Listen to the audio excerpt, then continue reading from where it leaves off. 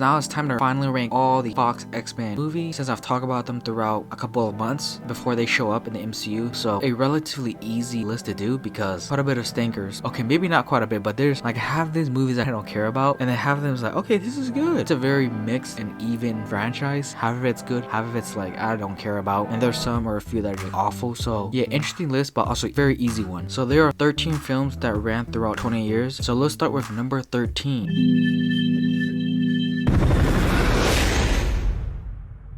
X-Men Origins Wolverine. No surprise here, there's no films on this list that are truly awful. This film isn't awfully made, it's just okay to decent. Everything else just kind of sucks. Logan getting his leather jacket, don't care about. His CG claws, awful. CG Hector falling down, awful. Gambit in a way is kind of cool, but also not. His brother Sabretooth is like one of the best parts about this film, Logan himself. And then Stryker, he's just kind of there. The whole fake romance thing, that was just kind of there as well. Like everything that could have gone wrong in this film went wrong for some reason, because they had the budget. I think this movie had the same budget as Transformers. Still, in terms of visuals, suck. Like, how did that happen? Kind of amazing and shocking how that even happened. And his like claws thing, that was, I don't know why they did that. It still looks stupid now. It looked stupid back then. The way he has actual animated claws, it looks cool, and him coming out was cool. But those pre-claws thing, those are weak. Alright, those are really weak. Number 12 is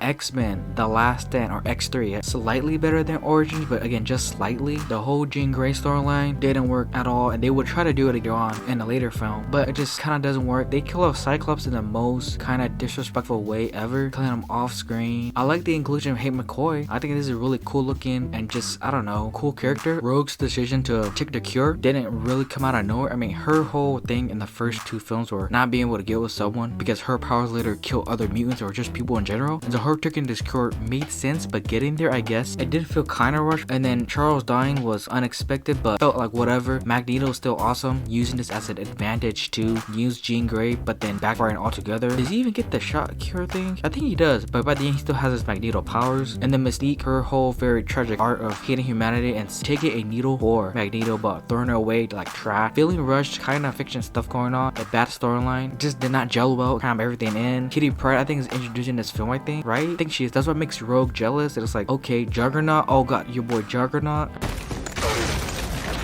I mean, he's one of the best parts about this film. And then Logan fall in love with Jean Grey. I guess it's there. Like, it was teased at the very first film, but I just don't care about it then, don't care about it now at all. Number 11.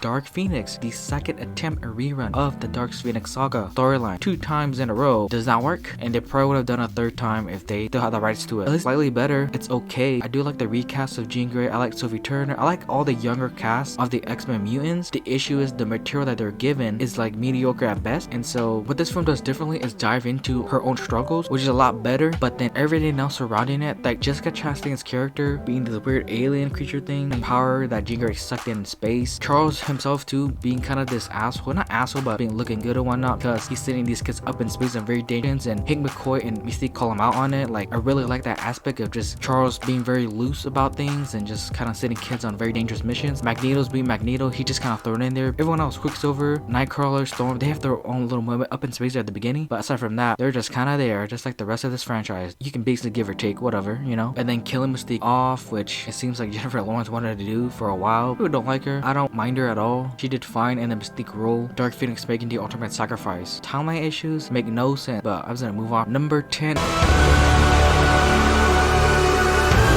is X-Men Apocalypse, another mediocre and disappointing entry. The reason why it's above Dark Phoenix is because it's not a redo. Dark Phoenix was the second chance to redo the whole Dark Phoenix saga. This one was disappointing throughout. Apocalypse as a villain is very generic and boring. He is not interesting whatsoever. He just wants to destroy the world because he sees the world as a threat or something. He wants to create a new one, something like that. Very generic villain lines and plot. Charles being Charles loses hair in this film because we need to know exactly why he loses hair and whatnot, you know, because Fox really seems intrigued with that. They think audiences want people to know how he lost his hair, how he went bald. Magneto having this kind of 180 turn on wanting to start a family. While it is interesting, it's a bit jarring how he turned from hating humanity to just wanting to start a new family, and then once that is taken away from him, he hates humanity again. Feel like, huh? That's a bit questionable, but I'll let it pass. I like Michael Fassbender in this role, so I'll just let it pass. It's also the start of like the new recasted characters. Cyclops, he's younger Jean Grey, Storm, younger Nightcrawler. I like all of them, but again, like I said previously in Dark Phoenix, the material that they were given aren't good at all. So it's kind of, they're just kind of there. And this is supposed to be a team film, X-Men Apocalypse, and it's not. By the end of it, it's really not. It's about, I don't know, everything. I guess it is in a way, but it's all jointed, all messed. The only good thing about this scene is that Quicksilver scene,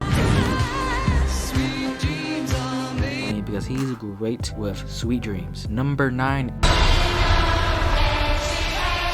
is The New Mutants. This is the very most recent and last Fox X-Men movie, and it's okay. I was initially excited for this film, but this film had a curse. Same thing with Dark Phoenix, but this film had even more of a curse, where it had a delayed curse. Delayed for reshoots, I think, and then it got delayed again for whatever reason, and then it got delayed again for Fox rights stuff, and then Disney stuff, and then it got delayed again because of COVID. It seemed like this movie was never gonna come out. It kept getting delayed. No reshoots. We're gonna release the original cut, and it's okay, you know, like it was a horror X-Men film. I really would have liked that, but the more it got delayed, the more I lost interest in it. And when I watched it, it was enjoyable, entertaining. I like the cast and some of their powers. I like all the characters except for our main girl. She's the least interesting character of them. She's the one that's causing these weird nightmares and whatnot, causing people's fear to come out. That's power, and that's a really cool power. She doesn't use it to her full advantage because she's a very shy, very fearful kid. And the teacher or mentor or whatever, she's a mutant as well. She has these other friends that are testing out humans. Why 5 of these kids? I don't know. In this big bubble, don't know why. That big bear, it looked pretty cool, but that's it. Number 8.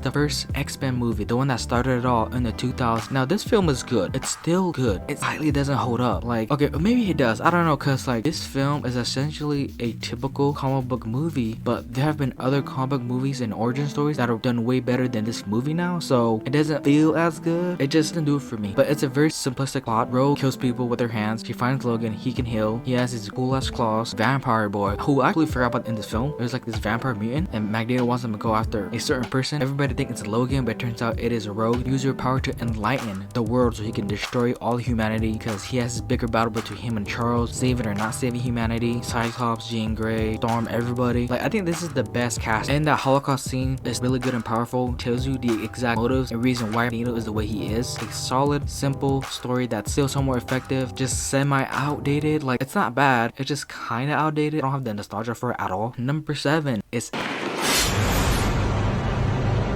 X2, X-Men United, or just X2 or something like that. Either way, same thing with the first one. There's been other comic book movies better than this, that it's like, if you really think this is a great movie, I don't know, it's gotta be nostalgia. I don't see it. It's good, and there are great story beats in it, like finding out more about Logan's past with Stryker, Jean Grey's ultimate sacrifice, what's going on with their mind, setting up Ice Boy and Fireboy fighting later on, people hating more on mutants, the social context and why they're hated. Like, all that's good, but there's not into it that makes you really want to rewatch it or like it a lot more than I should. And I also grew up with some of these movies early on. I was really young too, so like that nostalgia will play a part in it, but I don't know anymore, because I did like this movie when I was a kid, but it just doesn't do it for me no more. And this film is a lot better and more focused in its set pieces. Like, that mansion scene is done way better than it is in the first one. A lot more focused, a lot more contained, just better set pieces and execution wise. That's an improvement, and that's why it's above the first one. But aside from that, and great story, it has kind of the same issue that I have for the first one, where it's somewhat outdated. It's not completely outdated like some other films. I can't think of any right now, but like, it's not that outdated, but it is slightly, just a little bit. Number 6. What the hell is happening?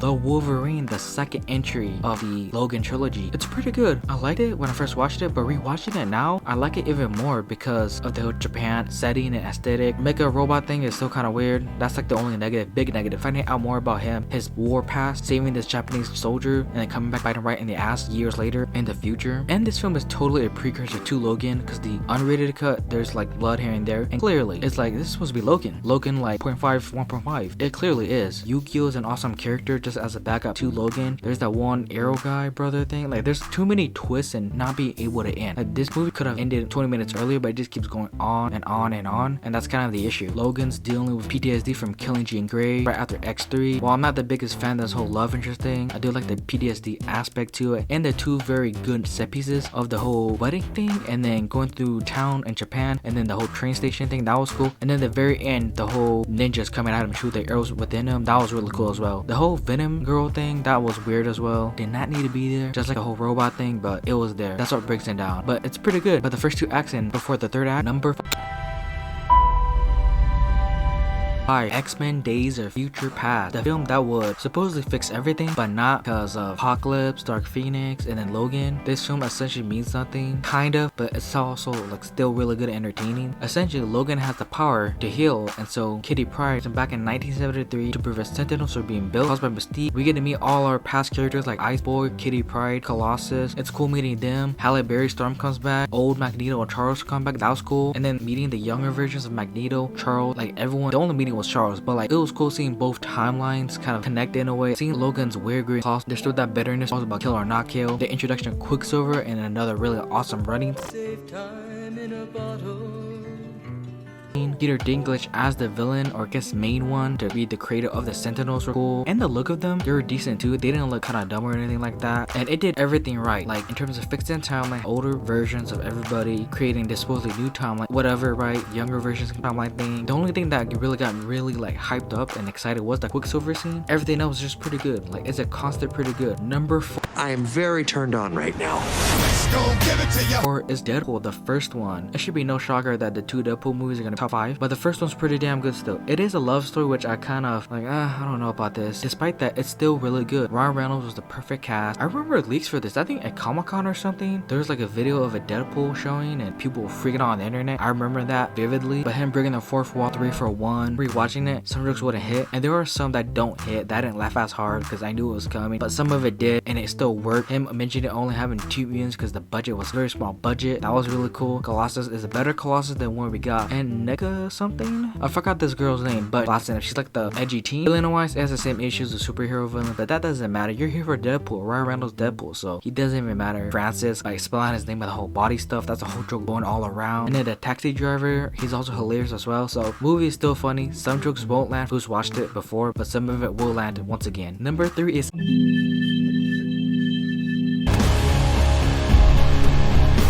X-Men First Class. I really like this movie. I don't know why there seems to be a split or mixed reception to this film. Out of all the X-Men films, excluding the Deadpool movies, this film, First Class, is the only X-Men film that feels like a team. Like the X-Men are about team, the whole team. Not just about Logan or Mystique, Jean Grey, like it's about the whole team, and this film captures it mostly throughout the film. Seeing a younger version of our characters was really cool to go back to, and then finding everybody to recruit, how they all met, looking more into the past of Magneto, and wanting to kill your boy Kevin Bacon, the main villain. He's awesome. Who doesn't love Kevin Bacon? And then Charles and Magneto meeting for the first time, their ideologies differing from killing and not killing, and then setting up team montage, training them and whatnot, training them in battle. Some of their powers are a bit weak, like the girl with the wings, you know, whatever, a bit weak, and like the loud wave guy, you know, whatever. Most of these characters you will never ever see again, so that's kind of an issue. And like the whole Charles getting handicapped, very like, oh yeah, this is how he gets crippled and he's in wheelchair, okay, whatever. But setting up a team, them being a team, Magneto's very tragic story, wanting his revenge on his creator, but also having to kill his maker because he killed his mother. I mean, he could have killed him right there and there when he was back in like the Holocaust days, but he didn't for some reason. But he kills him with that quarter. Charles feels it. Like it's a great origin for the characters that we know, setting up a team, knowing the backstory to it, and it's a good X-Men team film. Like what's not to love about this film? And seeing Charles just have fun, but he's just a very old ball man in most of the film. Seeing him drink and have some fun, seeing a different side to him was just a blast to see, not knowing that there are others like him. Very interesting nuance to this film as well, so I really like it. Number 2. God, I wish I finished college.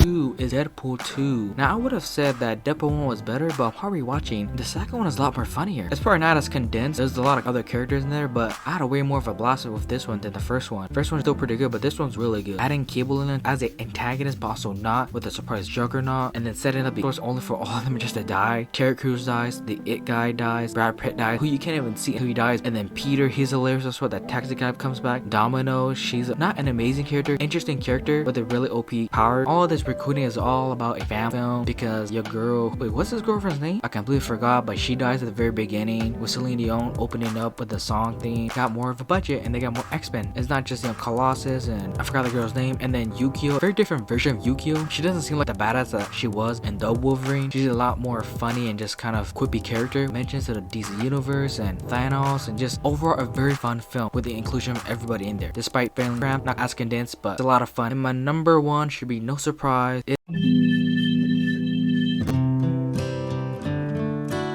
Is Logan, the best of the best. It's a great film. It still hits. It deals with old age and how it feels to be normal, and just because of Logan's perspective and how long he's lived, it feels like to be normal and what will happen when you get to that age of old age, taking care of someone that you love very close, most like a family member, and then having to see them struggle in their older age. It's a very simple but effective and very personal story for Logan and Charles. X-24 coming and ruining everything. Gary and he just creates tragedy. X-23 creating this bond with Logan, and hopefully we'll learn from them, her and her friends that have been tested on and like research factories and whatnot, or not factories but facilities. That's all they ever knew, and it's essentially just one last start of your boy Logan, the Wolverine, before he sadly does pass away. The old generation with Charles. Most mutants have died, which is why you don't see Magneto or anyone else. You don't see Charles and Logan. They're the last of their generation. But one last rodeo for Logan and Charles, saying goodbye not only to the characters in the universe but to us as well, as Hugh Jackman goes away from being the Wolverine for now at least. I don't know if MCU or Disney or Kevin Feige is like, hey, you want to come back as Wolverine and get paid $50 million? I don't know, something like that could happen. But yeah, Logan's great. So that's the number one, and it still is. So that's it for the Fox X-Men franchise. I've talked all about them, individual videos, and ranked them for they show up in the MCU. It was fun, but also kind of rough to get through. So it was boring and bad, but it was still fun either way. Hopefully they can be done better in the MCU. So that's it for me. This has been The Road So Far.